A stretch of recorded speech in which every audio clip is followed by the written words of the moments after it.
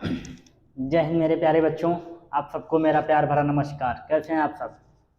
पढ़ाई आपकी अच्छी चल रही है और आपका स्वास्थ्य भी अच्छा है। ठंडी की दिक्कत थी वो अब कम हो चुकी है। पढ़ाई में जो थोड़ी सी आपकी प्रॉब्लम आ रही थी ठंडी को लेके वो अब कम हो चुकी है। क्लास डेली मिल रही है, कोई प्रॉब्लम अब आप कोई इशू नहीं बोल सकते। क्लास भी हो रही है, आप पढ़ाई भी कर रहे हैं। अभी क्लास का वेट आपको नहीं करना है।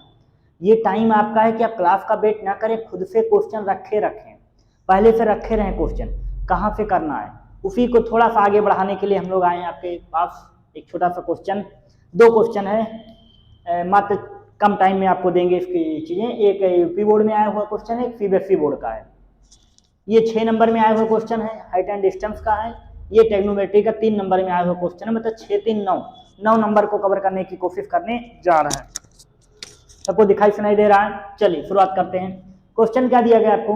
1 - tan theta upon 1 ± cot theta का होल स्क्वायर प्रूव दैट। क्या प्रूव करना है आपको? Prove tan square theta. क्या प्रूव करना है? tan square theta. तो सबसे आसान मेथड होता है प्रूव करने के लिए, किसी भी चीज को उसको छोटे टुकड़ों में तोड़ लो, क्योंकि आप उसको साइन कॉस में ले आओ तो आपको पता है tan को क्या लिख सकते हैं, साइन अपॉन कॉस। चलिए आते हैं। हमको पता है कि हम tan थीटा इक्वल टू लिख सकते हैं साइन थीटा अपॉन में कॉस थीटा। इसी का अपोजिट कॉट थीटा को हम लिख सकते हैं कॉस थीटा अपॉन में sine theta. That is clear? Okay, put कर दीजिए वैल्यू को। 1 - साइन थीटा अपॉन में cos theta upon 1 - cos theta upon में साइन थीटा। पूरे का होल स्क्वायर आपको 2 दिया गया है। क्लियर? आइए थोड़ा सा आगे बढ़ते हैं। आप इसको सॉल्व करेंगे, क्या बनेगा? इसका एलसीएम लेंगे तो बन जाएगा cos theta minus sine theta upon में कॉस थीटा पूरे का upon sine theta minus cos theta upon में साइन थीटा अपॉन में साइन थीटा पूरे का स्क्वायर हो गया। आप एक चीज यहाँ पे देखिए, अगर इसको हम मल्टीप्लाई फॉर्म में ले जाएंगे तो ये ऊपर वाला ये यहाँ जाएगा, ये यहाँ जाएगा, तो क्या हो गया हमारे पास? Cos theta minus sine theta into sine theta. नीचे आपका क्या बचा? अगर इसमें हम वैल्यू माइनस का कॉमन ले ले तो क्या हो जाएगी? वैल्यू पलट जाएगी। ले लीजिए फिर कॉमन ले लीजिए, नहीं तो दिक्कत होगा। ये पूरा एक ब्रैकेट है, नहीं आप सोचे कि अभी पूरे में एक ऐसे बड़ा सा लगाइएगा। नीचे क्या हो गया? माइनस का कॉमन लिया तो हमारा बन गया कॉस थीटा माइनस का sign theta into cos theta. पर आप एक चीज ध्यान रखिए, दोनों का ब्रैकेट है। अब आपको कुछ चीजें कैंसिल आउट दिख रही हैं। कैसे? क्या बचा आपका? माइनस साइन थीटा अपॉन में कॉस थीटा, दोनों का स्क्वायर लगा हुआ है। माइनस कैंसिल आउट हो जाएगा, क्या बचेगा? tan square theta. That is proof.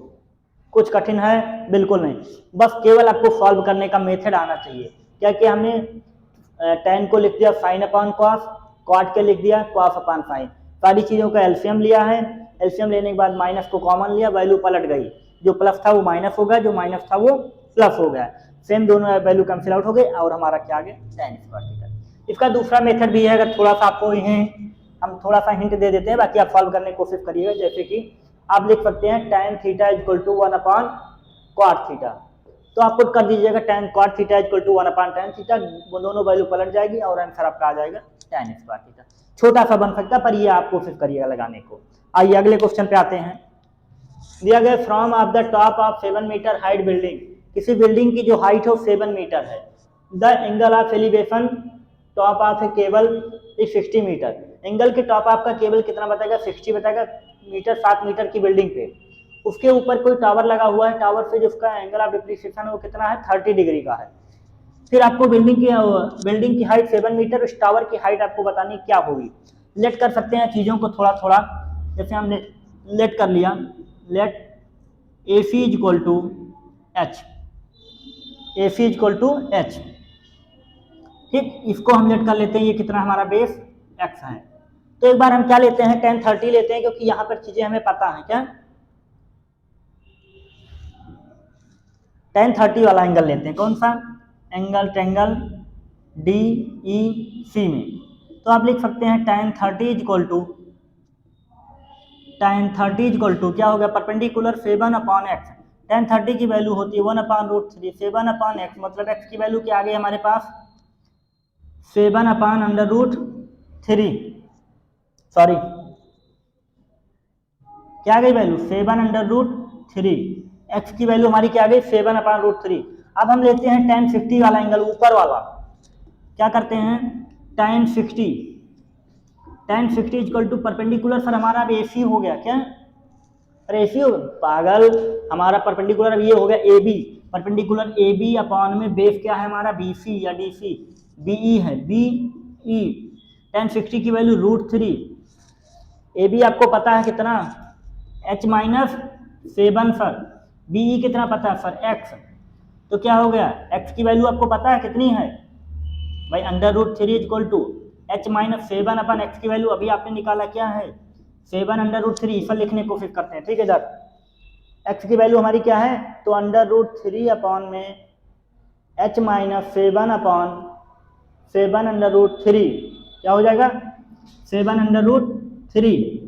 इसको इधर मल्टीप्लाई करा दीजिएगा, 7 × 3 हो गया ये, इक्वल टू H-7। 7 3 जा पर 21 इक्वल टू H-7। h की वैल्यू क्या आ जाएगी? 21 + 7। h की वैल्यू क्या आ गई हमारी? 28। अब एक बार समझने की कोशिश करिए। उसने दिया था किसी बिल्डिंग की जो हाइट है 7 मीटर है, उसके ऊपर का एंगल ऑफ एलिवेशन दिया गया था टॉवर से 60 डिग्री। फिर बोला गया एक केबल लगा है जिस केबल का एंगल ऑफ डिप्रिसिएशन क्या है हमारा? 30 डिग्री। यहाँ से हमने दो ट्रायंगल फिगर बना लिए और एक बार इस छोटे से ट्रायंगल को लिया, इसके बाद इस वाले को लिया। तो जब हमने DEC को लिया तब हमारा हाइट क्या था? 7 मीटर। बेस क्या था हमारा? x था। यहाँ से हमने x की वैल्यू फाइंड आउट कर ली, tan 60 से हमने पुट कर दिया वैल्यू को और आंसर हमारा क्या आ गया? h = 28। इस टाइप का क्वेश्चन कई बार आ चुका पेपर में, तो ये मेथड आप अपनाइएगा। एक बार इसको निकाल के एक बार इसको, दोनों को फिर हम आइडिया माइनस कर लेंगे, ठीक। एक क्वेश्चन जरूर आएगा, आया है, हर बार आया है। तो उम्मीद करते हैं आपको ये समझ में आया होगा और आप इसको कोशिश करिएगा लगाने की। समझ में फिर भी ना आया हो, फिगर आपके सामने बना है, क्वेश्चन लिखा है, नोट करिएगा, स्क्रीनशॉट लीजिए, किसी भी तरह अपने नोटबुक में इसको आप लिखिए, समझ में तभी आएगा। हम सॉल्व कर देंगे, ठीक है, आपको भी सॉल्व करना है, ठीक। मैथ ऐसे समझ में नहीं आती देखने से, अगर देखने से आता तो हिंदी पढ़ते रहते आप, ठीक है। पेन चलेगा तब आपको समझ में आएगा। तो ये दोनों क्वेश्चन आप नोट कर लीजिए, हम थोड़ा सा साइड हो जाते हैं, फिर आपको मिलते हैं अब आपकी क्लास में। क्लियर? चीज़ें समझ में आई? ठीक है, जय हिंद बच्चों, मिलते हैं फिर अगले छोटे से सेशन में।